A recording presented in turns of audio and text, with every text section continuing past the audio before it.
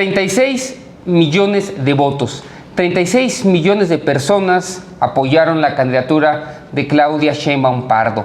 De ese tamaño es el triunfo de la Cuarta Transformación, el segundo triunfo del obradorismo. 36 millones de votos, 20 millones más que los que tuvo Xóchitl Gálvez. ¿Qué significa esta victoria de la Cuarta Transformación? ¿Qué significa esta victoria también en el Congreso, en la Cámara de Diputados, en el Senado, en las gubernaturas? ¿Cómo leer los resultados del pasado domingo? Ese es el tema de este viernes aquí en Radicales.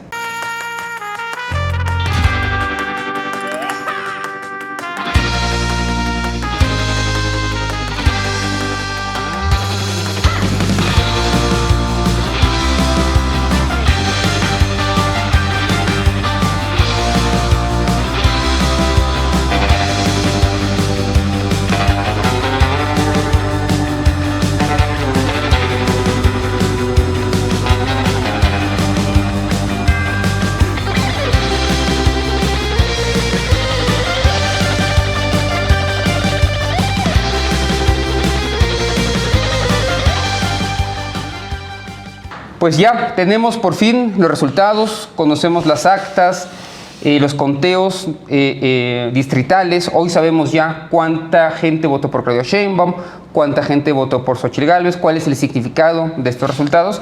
Y es el tema que te planteo hoy, mi querido Álvaro Delgado, discutir el significado de esta victoria de Morena, del Partido Verde y del Partido del Trabajo, el significado de lo que sucedió el pasado domingo.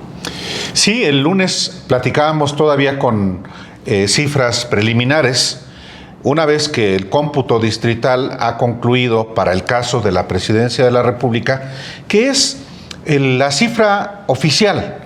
No lo es el PREP, no lo es el conteo rápido, es el cómputo distrital para la elección presidencial como para la elección de senador y para diputado federal. Pero en el caso específico de Claudia Sheinbaum, es una victoria todavía más arrolladora de lo que platicamos aquí el lunes en esta edición especial de Radicales. Y esta contundencia de la victoria de Claudia Sheinbaum ratifica cuál es el mandato que la mayoría de los mexicanos le están dando a ella, pero también a la coalición que la postuló, con una mayoría calificada. Todavía falta por precisarse una vez que los cómputos distritales se consumen y también la asignación de diputados plurinominales conforme a lo que establece la Constitución, que también es una polémica. Pero el mandato tan contundente que desde mi punto de vista la sociedad mexicana le da a Claudia Sheinbaum y a la coalición de Morena es a realizar reformas a la estructura del Estado mexicano, que no puede haber gatopardismo, que hoy en el gobierno de Claudia Sheinbaum se le ha dotado de una fuerza constitucional para que reforme, por ejemplo, y para empezar, el Poder Judicial. Aquí no puede haber zigzagueos. Hay un mandato explícito de reforma al Poder Judicial y habrá una sociedad vigilante para que esas reformas se consumen. Sí, con sabiduría, sí, con mucha política, sí, con alcances que sean sometidos a la deliberación no solamente de las fuerzas políticas. Aquí es muy importante que participen todos. Ese es el mandato que desde mi punto de vista le dio la sociedad mexicana a Claudia Sheinbaum y a y a la coalición que la postuló. ¿Qué otras reformas de profundidad? Al sistema electoral, indiscutiblemente. Particularmente el sistema electoral tan costoso para la sociedad mexicana, tan gravoso, porque ya tronó desde hace mucho tiempo y los mexicanos quieren que efectivamente la austeridad se lleve a cabo de manera radical a todas las instituciones del Estado, una vez más al Poder Judicial. También el mandato de las urnas me parece que debe ser considerado no como un acto de autoritarismo como lo están planteando algunos. Como nunca antes en México, es un acto civilizatorio lo que ocurrió el domingo 2 de junio. No hay ningún autoritarismo. Hay un acto civilizatorio porque se trató de una elección que arrojó una voluntad popular inapelable, porque le proveyó a la oposición de su dimensión y desmintió también un discurso, una narrativa mentirosa, falaz, que hoy también tiene que hacer un examen de conciencia. Pero concluyo con esta primera intervención en el sentido de que con base en esta voluntad popular hay un mandato para consolidar no solamente la transformación, sino consolidar también el régimen democrático de derecho que en México hoy más que nunca está vigente y que no va a admitir retrocesos. ¿Por qué la oposición no le hizo caso a las sugerencias del presidente Andrés Manuel López Obrador y al López Obradorismo en general cuando solicitó de distintas maneras varias iniciativas, varias modificaciones, sobre todo las constitucionales? ¿Por qué declaró la moratoria constitucional y por qué la oposición simplemente le dijo no a todo lo que significaban reformas durante el periodo de López Obrador? Bueno, hay varias versiones. Yo creo que la más importante, o al menos para mí la más importante, es que había un menosprecio profundo al López Obradorismo. Hay un menosprecio profundo al López Obradorismo. Lo que pensaba la oposición es que el López Obradorismo había sido el voto de castigo del 2018 y que simplemente se iban a ir en la siguiente elección y no se necesitaba siquiera armar un proyecto de nación ni nada. Vamos a juntarnos y vámonos y nos vemos en las urnas en el 24 y se van a la chingada, ¿no? Ese era el planteamiento. Por eso es que no aceptaron como un interlocutor válido o como alguien con un peso político específico al López Obradorismo y entonces lo menospreciaron. ¿Le sirvió al presidente López Obrador? No, pero sí le va a servir mucho a Claudia, porque hubo un acercamiento puntual del López Obradorismo al Poder Judicial, hubo un acercamiento puntual también al Poder Legislativo para decirles, oigan, estas reformas creemos que son importantes para la nación, pero como los otros son dueños de la nación, o eso se pensaban, entonces, pues no, los hicieron a un lado. Eso le va a permitir también, al mismo tiempo, creo yo, al López Obradorismo, es decir, a esta siguiente etapa del López Obradorismo, a Claudia Sheinbaum, conducir distintas reformas en tanto que no sean vistas como imposición autoritaria. Ese es el único riesgo que tiene ahorita Claudia Sheinbaum con esta mayoría. ¿Cómo administrar una mayoría dentro de una democracia? Bueno, una mayoría es una mayoría, punto. No hay más que lo que hay, pero sí puedes ser tú menos beligerante, y creo que es el tono de Claudia, menos beligerante y mucho más, claro, y mucho más directo. ¿Qué es lo que sucedió con el mercado, con los mercados en general, con el monetario y con el bursátil?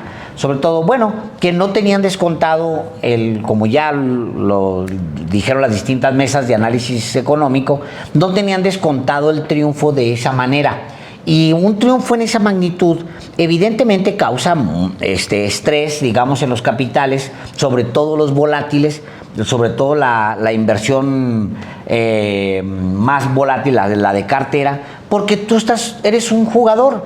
O sea, cuando estás parado con cartas en la mano, jugando frente al otro, La manera en que voltean a verse los jugadores, la manera en que todo eso cuenta para la inversión bursátil. Yo creo que por otro lado, la inversión fija, bruta y todos los indicadores que son un poco más sólidos de inversión directa, esos no se van a mover. Porque nadie apuesta al corto plazo, o sea, nadie está viendo cómo retira dinero y demás. Entonces, en ese sentido yo creo que ahí va a haber tranquilidad, pero no se pueden mandar más mensajes de los que se pueden mandar, aunque parezca una obviedad. No se puede decir que es con rudeza pues lo que viene.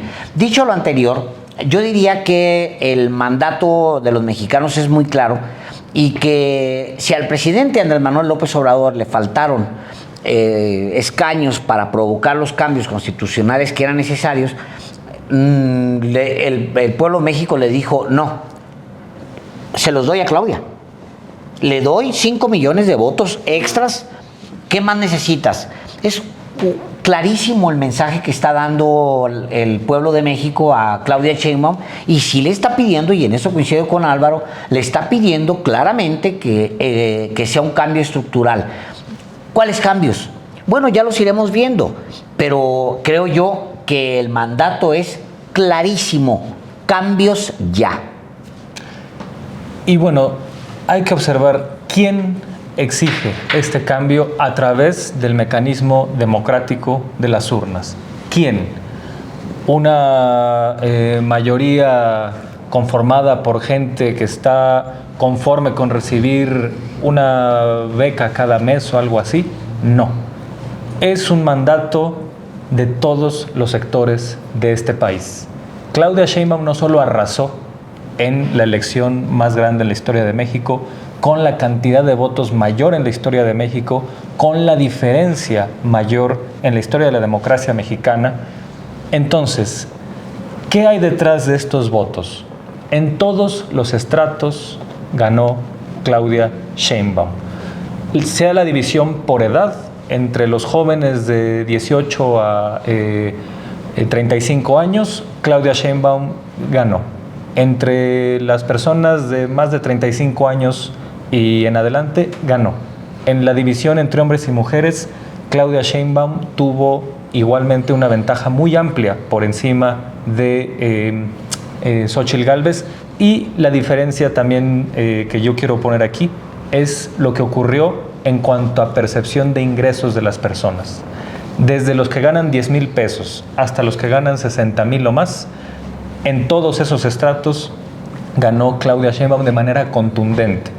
En todos el promedio es del 60% a favor de Claudia Sheinbaum por 20 y tantos de Xóchitl Gálvez.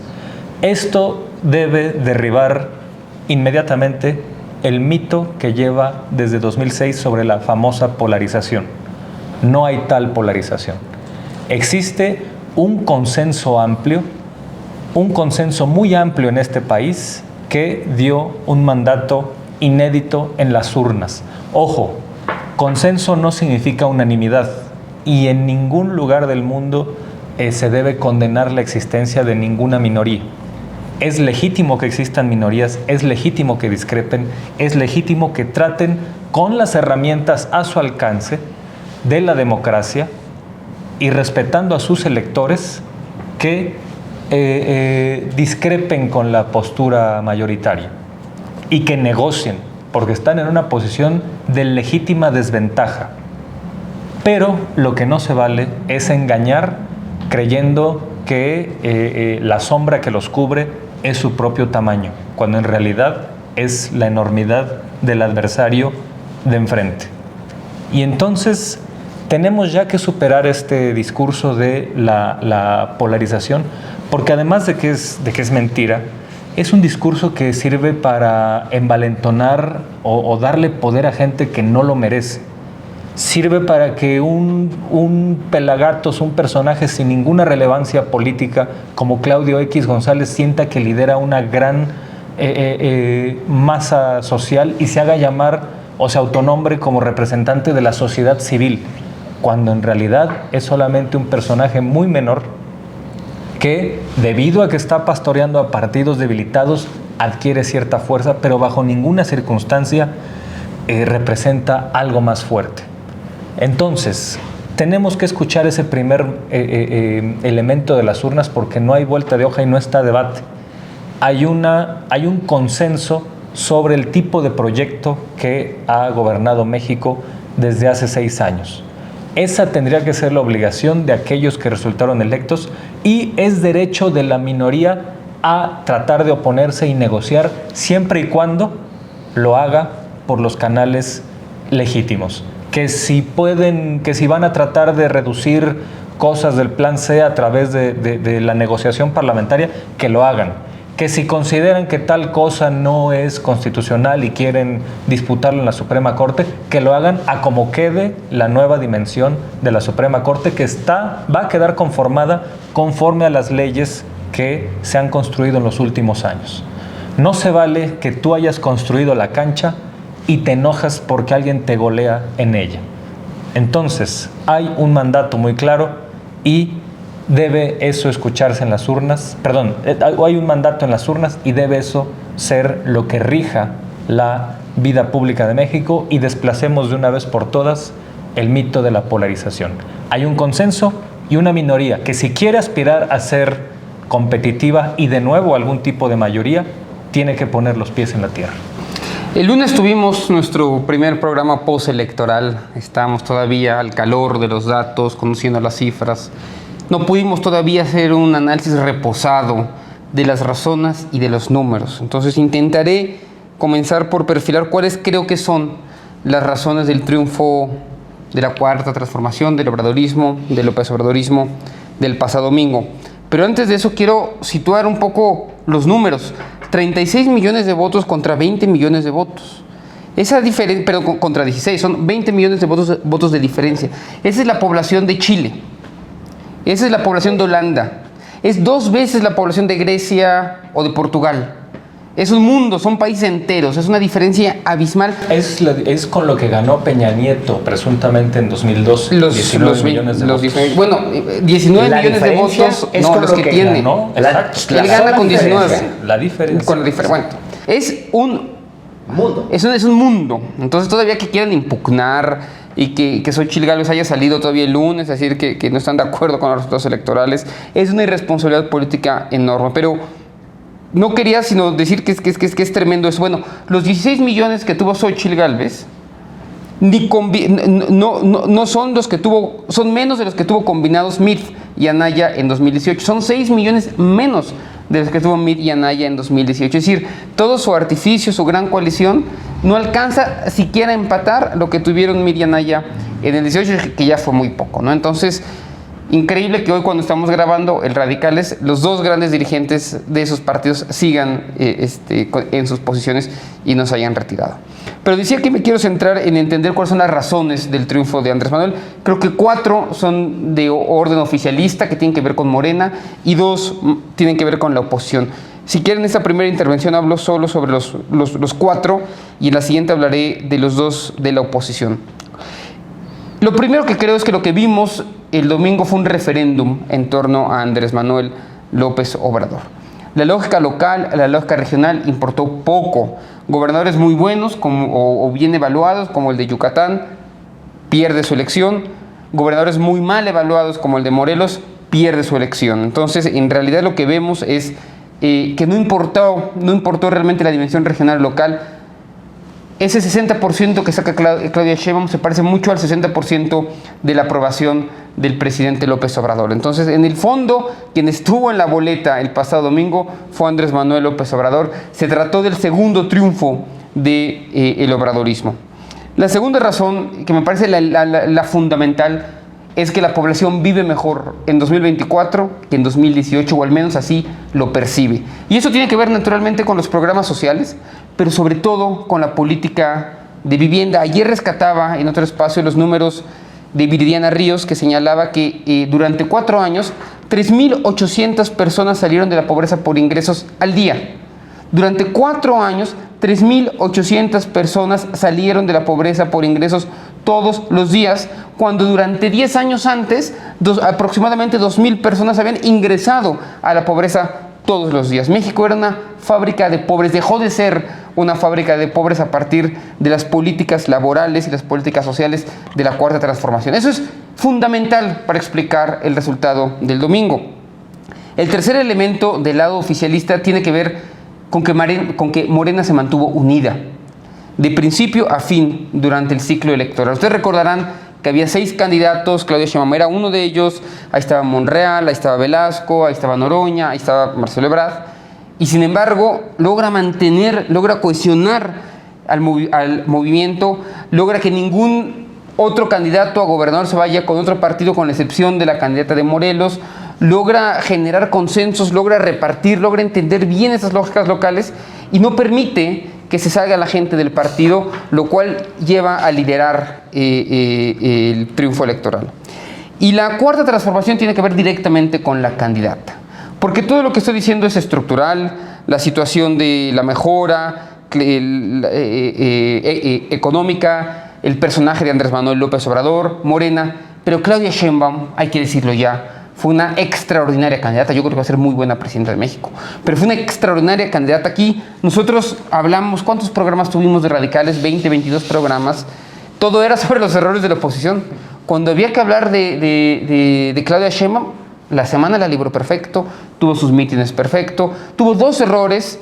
Aquel mitin en el Estadio Azul, recordarán que no se llenó y que ya no quiso ir ella. Algún exabrupto con algún periodista en Tabasco, en donde parece ya un poco enojada. Eso fue junio o julio del año pasado. Fuera de eso, se acabó. Fue una campaña perfecta de una mujer candidata disciplinada, que además tenía una tensión hay que resolver, que era defender al gobierno y algunos errores del gobierno y al mismo tiempo ser prospectiva y ir hacia adelante. Y lo logró. Entonces, cierro esta primera parte del análisis. 4 razones: la figura de Andrés Manuel, la mejora de la calidad de vida, la unión en Morena y Claudia Sheinbaum. Pero eso, como voy a explicar después, no basta. Porque enfrentándose a esa situación, había una oposición destrozada que nada pudo hacer ni metió las manos el pasado domingo en la elección más importante de la historia de México. Híjole, es que sí es muy importante lo que expones, Carlos. El mandato, sin embargo, de tantos millones de votos, que sí es una enormidad, sí pienso que también derriba otro mito, que se trata de los votantes de Morena son solamente personas que estiran la mano y reciben dinero del gobierno. Lo que tú mencionabas, Héctor Alejandro, es también muy importante no perderlo de vista. Los electores de Claudia Sheinbaum son transversales a la sociedad mexicana. Ya no solamente son, digamos, los agraviados de siempre, en términos económicos, los marginados, los pobres, los humillados, a los que el presidente López Obrador siempre se ha referido y que finalmente tienen que ver con el lema que hoy ha sido entendido más allá de ese sector económico: por el bien de todos, primero los pobres. Esa es una victoria cultural de lo que el propio presidente López Obrador llama el humanismo mexicano, la revolución de las conciencias, que de todos los sectores de la sociedad mexicana, incluyendo ricos, incluyendo personas pudientes, empresarios, comerciantes, financieros, es decir, personas que tienen en la sociedad mexicana una condición de vida por arriba de la mayoría, de la media de los mexicanos, también votaron por Morena, también votaron por Claudia Sheinbaum, porque también han entendido que efectivamente a todos los mexicanos nos importa que la economía marche bien y que esa economía que funcione bien le genere ganancias a todos. Por supuesto, a quienes arriesgan su dinero, a quienes son empresarios, comerciantes, a quienes también le favorece el que haya entre los pobres más circulante. Eso hizo en buena medida la diferencia de esta elección. No es solamente, por supuesto, el dinero en el bolsillo, que ya en sí mismo es importantísimo. Pienso que hay una conciencia muy clara, un raciocinio de todos los sectores de la sociedad mexicana en el sentido de que efectivamente el por el bien de todos, primero los pobres, es un imperativo ético y que vale la pena continuar con un proceso de cambio en este sentido, un proceso de cambio que no ha sido convulso ni violento, más allá de las expresiones del crimen, sino que se ha generado en el sexenio del presidente López Obrador no la polarización, hay una cierta estridencia, hay un frenesí, hay de pronto locura en ciertos sectores de la derecha mexicana que van a tender, pienso yo, a disminuir en la medida en la que el mandato popular sea asimilado y los sectores muy radicales van a irse aislando, así sea organizándose, lo cual también es bueno. Lo que yo digo es que ya viendo hacia adelante va a haber una exigencia de la mayoría de la sociedad de mayor eficacia en el ejercicio del gobierno, una mayor eficacia en la solución de los problemas, incluyendo el de la seguridad y el de la violencia. Va a haber una mayor eficiencia también a las autoridades estatales, municipales, a los propios legisladores. Pero eso es lo virtuoso de la democracia. Y en este sentido, los cambios que necesariamente serán para profundizar la transformación van a seguir teniendo un enorme consenso en la medida en que no sean para simular. Porque si desde el poder se busca simular, entonces sí habrá sanción. Winston Churchill tiene una de las frases más sobreexplotadas sobre la democracia. Me quedé pensando en eso, cuando esta idea de que la democracia es terrible, pero es lo que hay. O sea, es el mejor sistema que se ha inventado, porque sí le pone él un adjetivo, ¿no?, a la democracia. No dice, es el mejor sistema, no. La democracia es...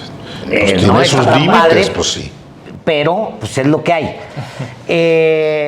Y pensaba porque me los encontré recientemente en unos cuentos, no recuerdo si una compilación de cuentos de Churchill, sobre todo de su infancia, de su adolescencia y de su juventud, que si no los han leído, los recomiendo ampliamente. Es un personaje horrible, francamente. Horrible. Un tipo asesino de elefantes, por ejemplo, ¿no? Un racista que veía a los hindús o a los africanos y se involucra en las dos guerras. Y sobre todo se involucra en el fracaso de la invasión a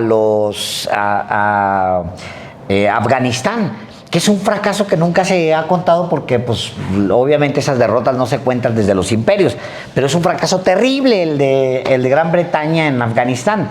Pero pienso que el Churchill que vimos en la Segunda Guerra Mundial era un personaje impecable.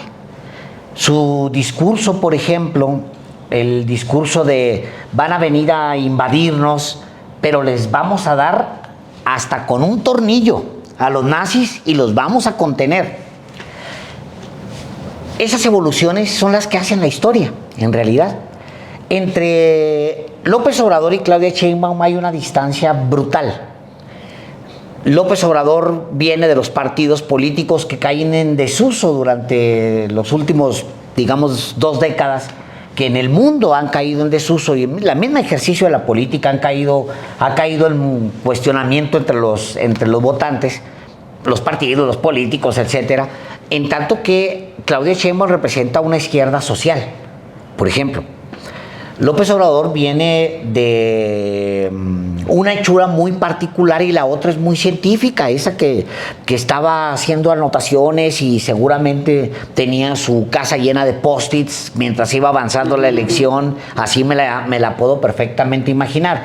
Ese es el personaje al que los mexicanos decidieron entregarle 36 millones de votos porque garantiza una transición a mejor.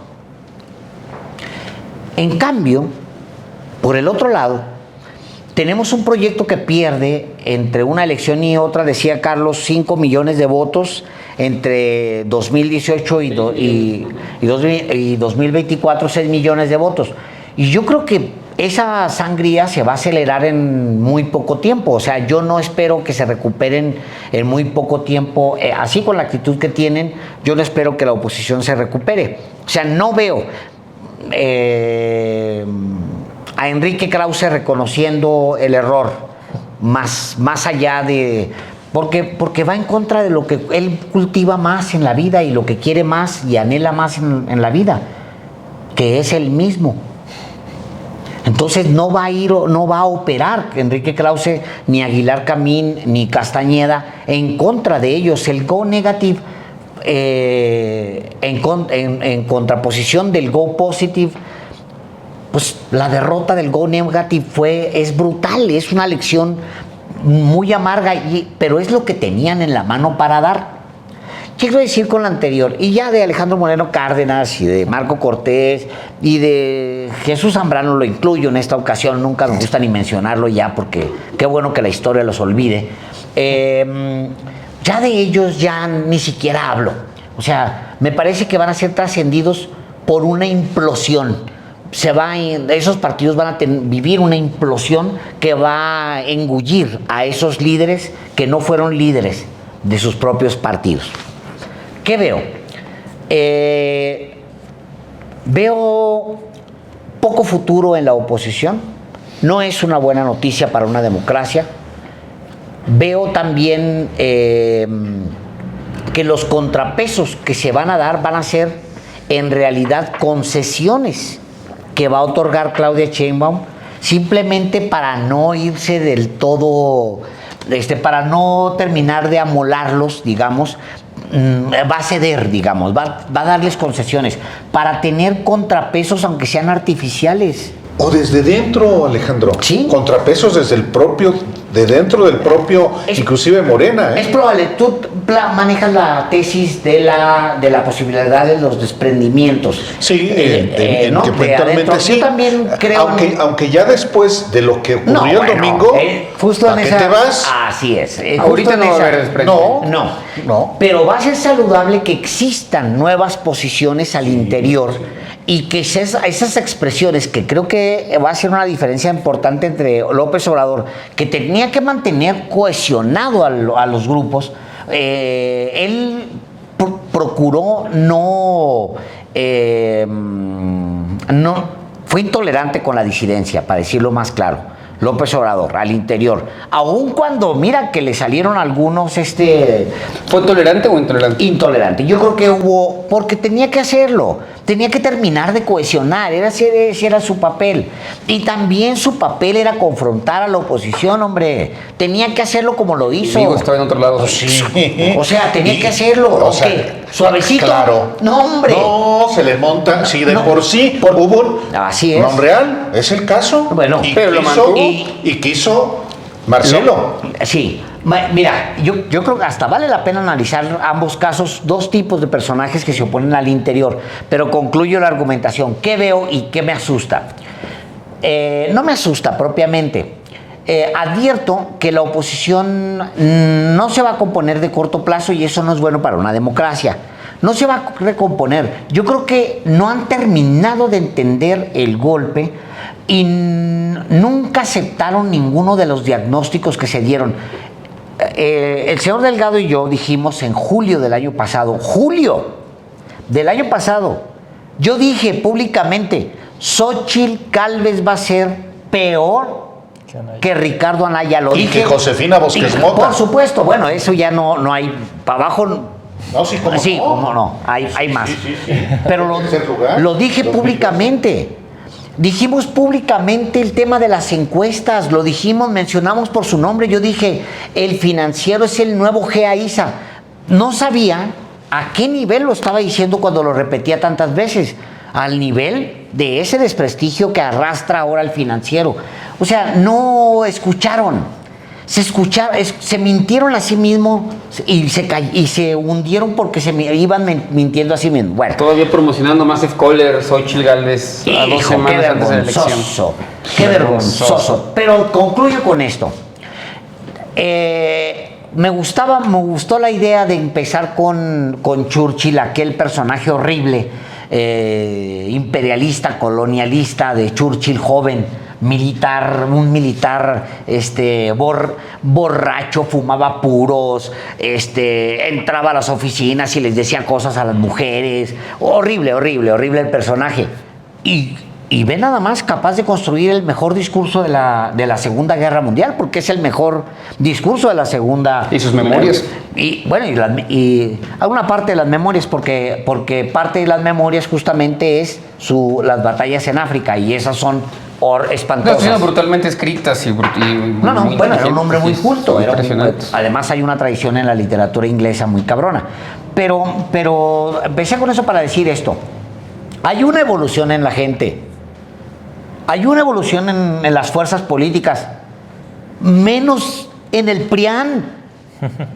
El PRIAN está hundiéndose todos los días. Es vergonzoso que estén alegando fraude. Hay que dedicarle un programa solamente a la oposición, ¿no? Carajo. Bueno, y otro al llamado círculo rojo, que en realidad son un círculo flojo. Les da flojera pensar.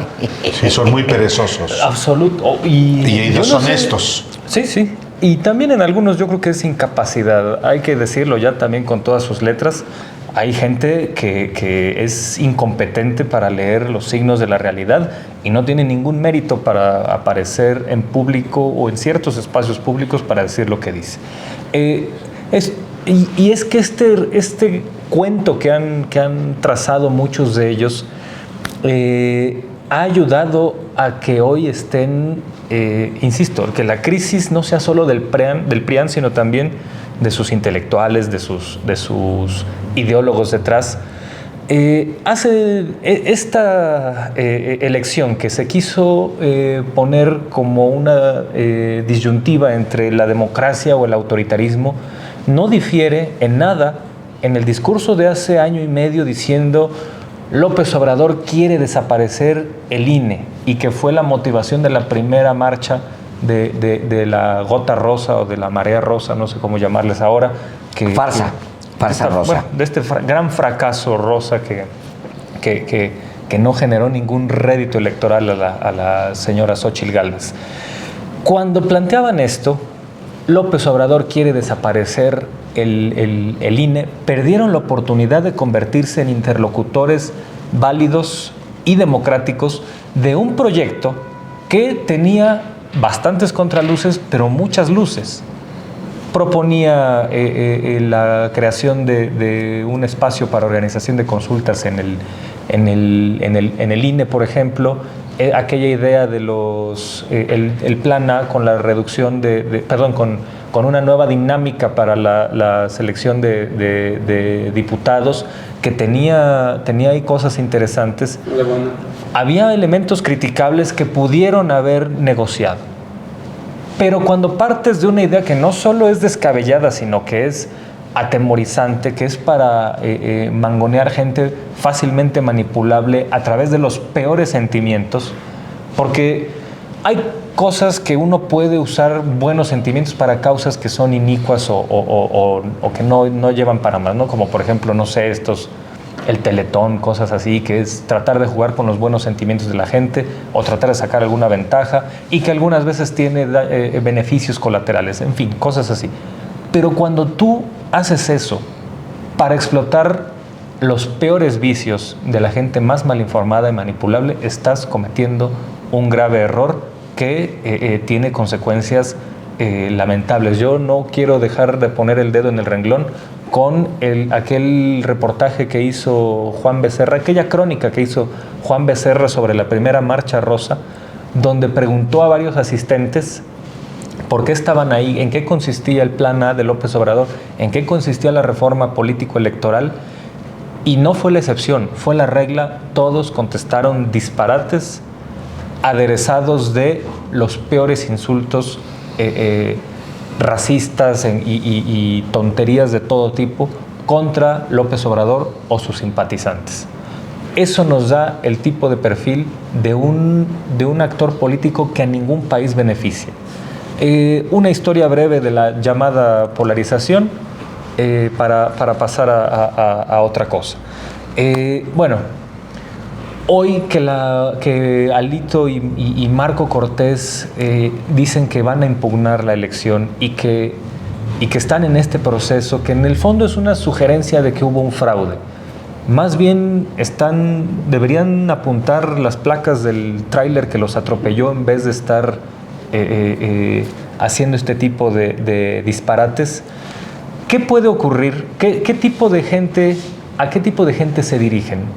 En 2006, cuando había elementos muy contundentes y muy sólidos para pensar que el resultado no era legítimo, se organizó quizá lo recuerden, un expofraude ahí en Bellas Artes, donde además de que había testimonios y análisis de académicos e intelectuales, había testimonios del fraude, había pruebas, había ahí detalles que la gente ponía de, bueno, yo en tal acta el número en la casilla era tal y ya en la captura del PREP difería a favor de Calderón. En fin, fue una exposición interesante que estuvo ahí varios días. El primer día que se montó, en la noche, llegaron hordas de calderonistas a navajearlas, en un ejercicio no solo de intolerancia, sino una incitación a la violencia. En el mismo momento que desde la Secretaría de Gobernación de Vicente Fox se enviaban millones de correos electrónicos de propaganda sucia, fascistoide, porque no hay otra manera de llamarla. Y desde la Presidencia de la República, y también, un delito sí, que se probó, sí, por pero supuesto, que no se sancionó. No se sancionó porque, según recordamos el testimonio de la FEPAD, María de Los Ángeles Fromo y otra, la que le decían Maca, no me acuerdo cómo se llama. Pues sí, una de las firmantes. Sí, bueno. Sí. La persona encargada de investigar esto aceptó que existía ese delito y sin embargo dijo, bueno, pero no podemos sancionarlo porque la propaganda sucia no es a favor de un candidato, sino en contra de otro. Y como la ley no lo sanciona, no se vale. Eso, y de estos correos se enviaban contenidos de este tipo, gente exigiendo que que la gente que recibiera esos correos fuera a donar comida al plantón de Reforma y que la comida estuviera envenenada para matar a los asistentes. Este es el tipo de gente a la que le han exacerbado los peores sentimientos desde hace 20 años sin ningún motivo, porque están peleando contra molinos de viento, como la desaparición del INE. Estamos ante una situación muy, muy triste. A pesar de que hay un consenso que la rechaza, esa minoría es muy peligrosa. 36 millones de votos, así se llama el programa de hoy. Y una curiosidad, no sé si curiosidad, pero por lo menos un dato que hay que dar, es que son 5 y pico más millones de votos que los que tuvo Andrés Manuel López Obrador. Es exactamente la cantidad de gente que salió de la pobreza en el sexenio de Andrés Manuel López Obrador. Casi 6 millones de personas. Es decir, la diferencia puede ser y puede venir de esa parte de la población mexicana que sí vio en sus bolsillos la diferencia entre los gobiernos de antes y los gobiernos de ahora. Decía en la primera intervención que había 4 motivos por los cuales el oficialismo le ha ido muy bien, pero hay también 2 motivos muy, muy fuertes por los cuales a la oposición les fue muy mal. Y el primero de ellos, desde mi punto de vista, es que no encontraron un discurso que hiciera sentido a las mayorías, a estos millones de personas que sí salieron de la pobreza durante este sexenio y no habían tenido ningún tipo de beneficio de gobiernos anteriores en 18 años, ¿no? Y les empezaron a hablar de contrapesos y les empezaron a hablar de autoritarismo y de democracia, de conceptos bastante abstractos que nunca pudieron solidificarse en la población, porque seguramente la población dijo, bueno, ¿y para qué sirvieron los contrapesos cuando Felipe Calderón le declara la guerra al narcotráfico? ¿O para qué sirvieron los contrapesos con las violaciones a los derechos humanos en Atenco? ¿O para qué sirvieron los contrapesos cuando el desafuero de Andrés Manuel López Obrador? Cuando la oposición hizo de esta elección presidencial una discusión sobre autoritarismo y democracia, para empezar, estaban profundamente equivocados y estaban mintiéndole a la gente. Pero además no tenía sentido político porque la gente, ¿por qué iba a votar por conceptos tan abstractos cuando tenía, además, beneficios concretos y reales? Y además era un discurso perdedor, porque quienes representaban esos contrapesos se llamaban Alito Moreno y Marco Cortés, que son, lo digo con toda responsabilidad, criminales que están extendiendo sus tentáculos en partidos políticos que podrían tener algún tipo de identidad partidista si no estuvieran sujetos a grupos de interés como lo están hoy. Entonces, la oposición no solamente hizo malas cosas, no encontró un discurso coherente que fuera lógico y eso explica que tuvieran incluso menos votos que en 2018. Yo creo que es una razón importante. La segunda razón tiene que ver con la elección de la candidata. Ya lo dijimos muchas veces aquí en Radicales, pero es una candidata sin espina dorsal, una candidata que nunca supimos bien quién era, nunca supimos qué quería. Y otra vez, como lo dijimos también aquí en Radicales, hubieran elegido una candidata de derecha que realmente representara los intereses de la derecha y no alguien a quien una semana después de la elección ni siquiera sabemos en qué cree o en qué piensa o cómo se posiciona ante qué. Y lo dijo muy bien Alejandro Páez aquí en Radicales el primer día. La vimos quitándose el pelo y rapándose el día de la noche electoral con esos tweets sin ton ni son, primero saliendo a las 7 de la tarde declarándose ganadora, luego diciendo que reconocía el triunfo, luego que siempre no. Eso hubiera sido el sexenio de Xóchitl Gálvez. Qué bueno que no lo fue, porque eso sí nos hubiera metido en una crisis económica brutal, esa indecisión de ella, ¿no? Hay pues un mandato presidencial, el mandato está ahí para Claudia Sheinbaum. Reconocer que las victorias no son para siempre, que en las democracias es una cosa que se suele decir mucho en la comentocracia, pero tiene razón, se gana y se pierde, hay que estar preparados para la derrota. Yo soy de los que piensa, quizás contrario a lo que se ha dicho acá, que son victorias que es un punto muy alto que difícilmente se va a volver a alcanzar. 60% en una elección presidencial es muy complicado, visto desde cualquier punto de vista. En el mundo no hay prácticamente elecciones que se ganan por ese porcentaje de votos. Yo creo que a partir de ahora va a ser muy complicado para Morena mantenerse unido. Uno se mantiene unido siempre que hay mucho que repartir, pero cuando hay un poquito menos que repartir, vamos a empezar a ver ahí fragmentaciones. Entonces son 3 años que hoy tiene mayoría en la Cámara y que tiene que aprovechar, porque nadie puede suponer que las elecciones en 2027 van a ser mejores. López Obrador pensaba que la elección en el 21 iba a ser todavía mejor que el 18 y por eso guardó muchas de sus reformas para la segunda parte del sexenio.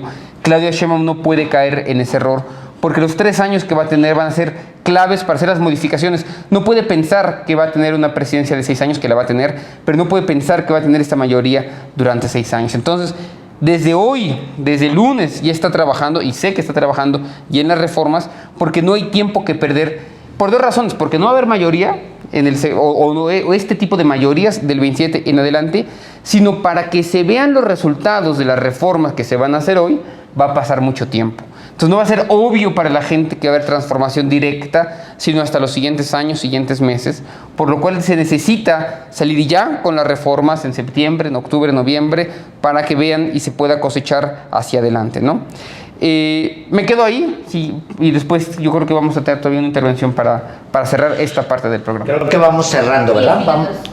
Cierro yo, en mi lógica de ver ya hacia adelante y a ver a la coalición gobernante, no a la oposición. Preciso una cosa, Carlos. No, sí supimos quién era Xóchitl Gálvez.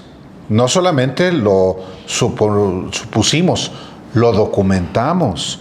El carácter mentiroso, corrupto, de Xóchitl Gálvez. Entonces, sí supimos no solamente quién es, sino también qué se proponía, y su único propósito era, pues, como concluyó el dinero, a qué regresa al Senado. ¿A qué Cuando no hay regresa el Senado? sesiones. Eso es Pues, extraordinario. o sea, de verdad. No hay sesiones. No hay sesiones. Regresa a cobrar. A cobrar Hijo, 3 meses mano. de sueldo y un bono de retiro. ¿Puedo decir una cosa? Claro. Claro. Una cosa que a mí siempre me ha impresionado de Andrés Manuel López Obrador es que durante su tiempo de opositor jamás aceptó ser diputado federal, jamás fue senador, jamás aceptó un cargo público que no fuera realmente liderar un movimiento. Ni Claudia. Ni Claudia. Ni Claudia. Bueno, pero De hecho, es a increíble Tlalpan eso. llega contra su propia Contra su voluntad. propia. Y cuando la comparo con esta mujer, que al día 3 está volviendo al Senado, para pienso en cobrar. la diferencia de valores que existe entre uno y otro y su posicionamiento ético frente a la política y lo que significa tener un poco de dignidad y decir, me quedo acá, lucho acá, voy desde la sociedad civil. No, está cobrando ya en el Senado de la República. Perdón. No, es muy Es que a mí importante. me pareció. No, es muy importante esto porque, en efecto, pues en el... ¿Cómo se explican liderazgos así? Pues con una conducta permanente, con la congruencia. Pues, entonces, por eso hay diferencias entre políticos, entre periodistas, La gente lo entre ve. analistas. Pues sí, hay diferencias porque no es muy fácil estirar la mano o negociar o chantajear. No. Concluyo yo mi participación en este Radicales ya con estos 36 millones de votos que hay que enfatizar, que hemos enfatizado en este espacio, viendo hacia adelante. ¿Qué hay que temer?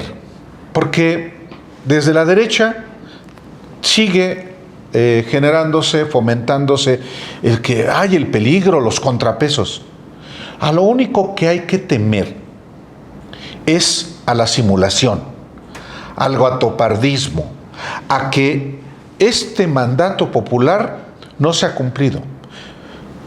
Puede haber mayoría, puede estar en riesgo la mayoría en la Cámara de Diputados dentro de 3 años, no si se hacen los cambios, no si se asume el mandato popular, que es transformar. Y en este sentido, tan pronto como Claudia Sheinbaum reciba la constancia de mayoría por parte del Tribunal Electoral, debe sentarse con el presidente López Obrador para que sea inclusive él mismo el que presente iniciativas de reforma constitucional para que se procesen antes de que se vaya.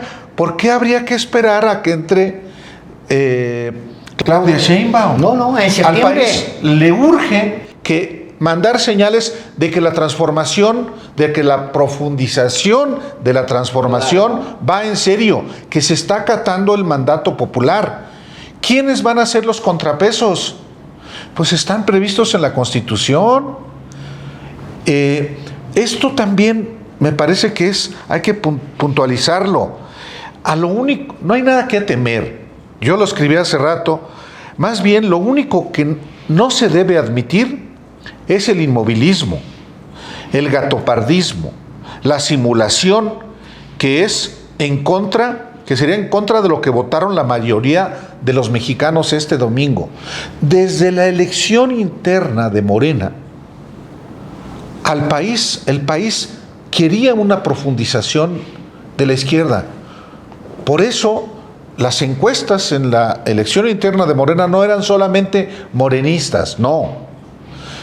¿A quién querían? Alguien más comprometido con la transformación, con el mismo proyecto de Andrés Manuel López Obrador. Yo por eso en ese sentido digo, habría que serenarse incluyendo los opositores, pero también yo creo que está muy clara Claudia Sheinbaum de lo que quiere hacer. No es una mujer déspota, y no habrá una conducción del gobierno y del país despótica. No. Mucho diálogo, inclusión y convencimiento de que las reformas son necesarias. Sí, la Suprema Corte, la presidenta de la Corte, el diálogo.